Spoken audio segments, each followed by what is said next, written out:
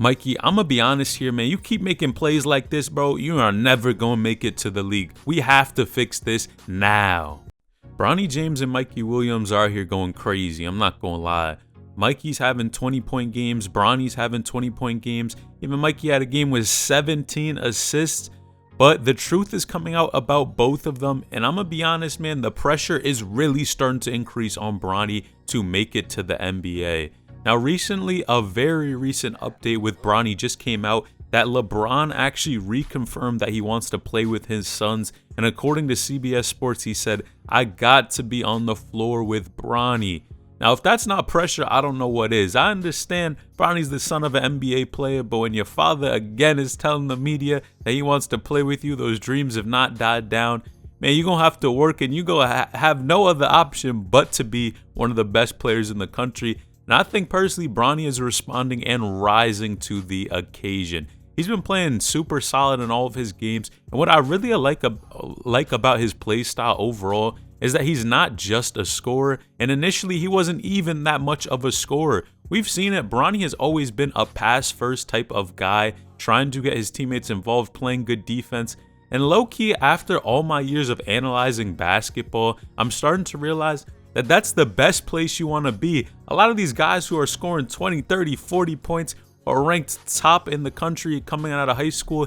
Man, most of these guys that you see a ton of them, Trayvon Duval, Coy Parker, man, plenty of these guys, I could go on and on, don't even really make it to the NBA or have long-lasting careers. And it's usually those guys who maybe have a little bit less hype or clout end up just going to the NBA and turning into really some of the best players that we see have super successful careers. Now, Bronny just did something in his most recent game, and I gotta be honest, the way he is playing defense, you have to applaud it. Take a look.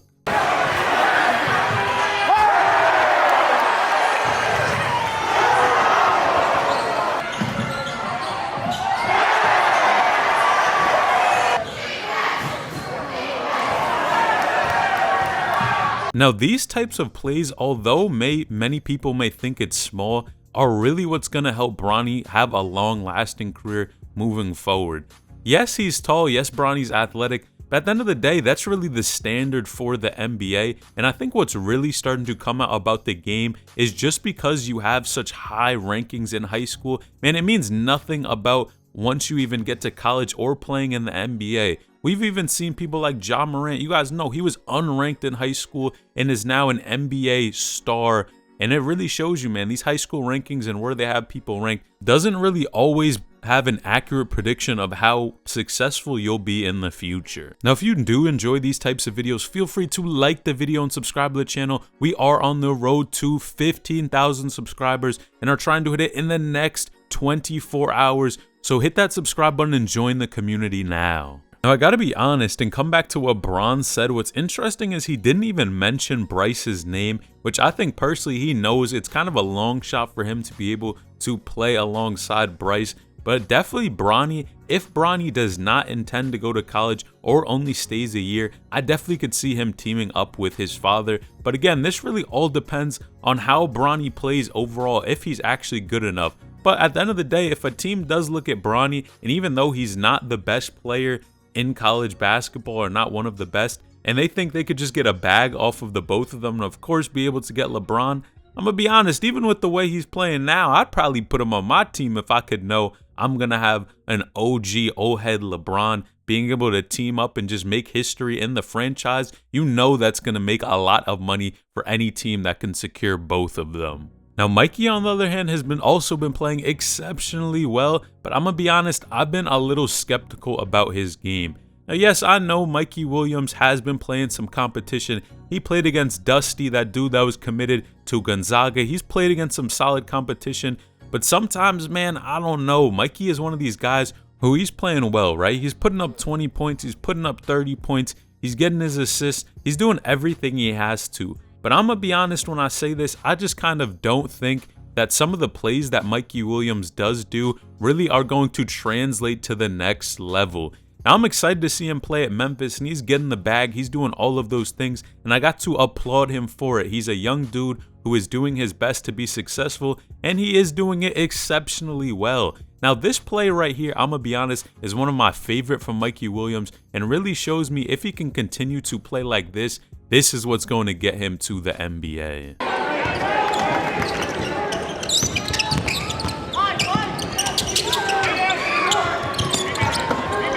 Now, when I see plays like this, I'm like, I already know Mikey's going to be good. He's going to be one of these guys who is not, too big of an ego, is going to come into the NBA, accept his role, and really be able to turn things up and have a successful career. Then on the other hand, I see plays like this coming up, and I'm going to be honest, I kind of question what is going on.